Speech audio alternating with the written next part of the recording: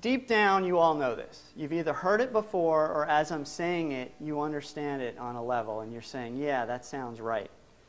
So if we know this, why are we getting tripped up? Why do we still have these time management challenges? And I want to talk a little bit about the word abundance, because I think there's a key there. If I asked you all to define abundance, there'd be a lot of different definitions, but I think something that would be similar in most of those is the idea of having options. Having lots of options we tend to think of as abundance, or at least a part of abundance. A wide array of options. The more options we have, the more abundant we think life is. If you go outside and you walk a couple blocks in each direction, you've got dozens of restaurants to choose from, probably dozens of different cultures of restaurants to choose from. So abundance is about options, but if we limit ourselves to that narrow definition, our mind does a funny trick. Our mind then takes the idea of lack of options and equates that with scarcity. So let me write another word on the board. The word is decide. And this is from the Latin word meaning cut off. Now, we like having options. We don't necessarily like deciding, because that cuts off all these options. And that leaves us feeling scarce. At its very root, the word decide implies scarcity.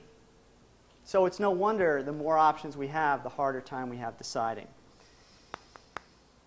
Now, I want to write another word on the board, and this word is choose. And this is interesting. Choose actually comes from a word that's related to the Greek word for enjoy.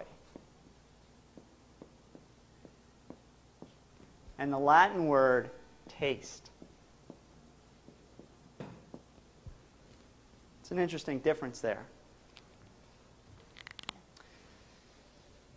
So when we choose something, we're not necessarily cutting off the options. We're saying, I want to focus in on this thing and explore it more deeply. I want to focus in on the richness of this. I want to taste the nuances so that I can enjoy them more. So I want to suggest something. I want to suggest if we consider having options as abundance of width, let's consider choosing an option as abundance of depth. So let me give an example to explain what I mean. Let's talk about intimate relationships. Jack can date a different woman every week, maybe even a different woman every night, and some people might think that there's abundance in that. But when Jack meets Jill and gets to know her, and gets to know her really well, and things work out, pretty soon he knows her better than anybody else in the whole world. He knows her little idiosyncrasies, her little foibles. Pretty soon, he knows her so well, and they know each other so well, that they can have whole conversations in just a word or two. Think about the richness of that. Think about the abundance of that, of choosing one person to devote your life to. The same can be said of your career path. There's a lot of different options that we have as far as career paths. Sometimes we don't think there is, but there really is. Any one of us could go back to school and start a new career tomorrow.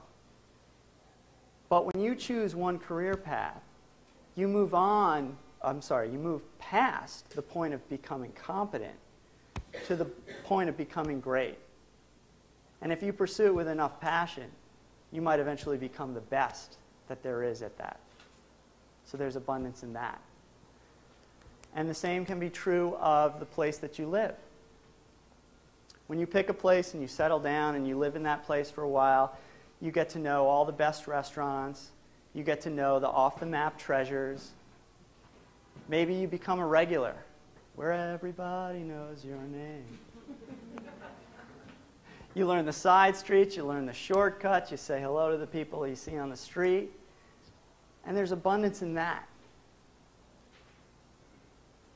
And then let's look at children, having children, because that's a really interesting one. I think people who don't have children think that there's a lot of limitations. There's a lot of stuff they have to give up. And there is.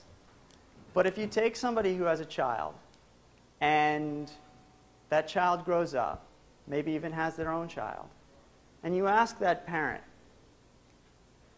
would they give up all the smiles and all the hugs and all the birthday parties just to sleep in a couple extra hours a day, just to go out to a couple more bars? I think most parents would understand that there's a richness of experience of parenting a child for that period of time that's completely and totally abundant. So making a choice is the only way that you can explore the depth of an experience. So let me talk a little bit about leadership, because I crossed out time and I replaced it with choice. I crossed out management.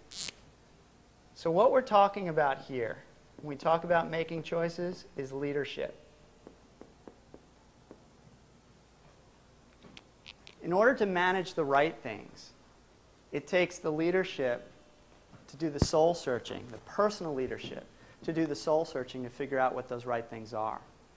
It also takes the leadership to have the discipline to make that choice today and tomorrow, and when the temptations come in, to choose it again. That takes tremendous personal leadership. Now you might think, what about mistakes? What if I made a bad choice? Well, when you make a mistake, the universe is really good at giving fast feedback, isn't it? We learn pretty quickly that we made a mistake. So what's great about that is then you get the opportunity to make a new choice. And you've gained experience. There's a saying I like. Making good choices comes from wisdom. Wisdom comes from experience. Experience comes from making bad choices.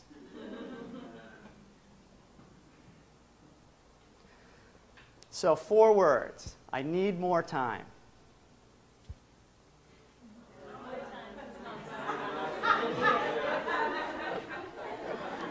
I need more time. Okay, good. So time management really begins with leadership quality choices. Spend your time on the right things, and you'll experience a life of abundance which has no equal. So what I want to do is I want to give you a way to apply this. I don't want to just leave you with this, because you might be saying, yeah, that's great, but what do I do? So I'm going to give you a homework assignment. And this homework assignment is optional. So you have options, which is abundance. And if you choose to do this homework assignment, you'll have abundance of depth as well. So go home tonight or tomorrow or the next day and do a time audit. Take a standard week and think about where your time goes. Write it down, categorize it as much detail as you want, and see where you're spending your time. And then review this list and ask yourself, are these choices consistent with the things that are most important to you? And I bet you're going to find some discrepancies. And it's in those discrepancies that you have the potential to achieve even greater abundance in your life.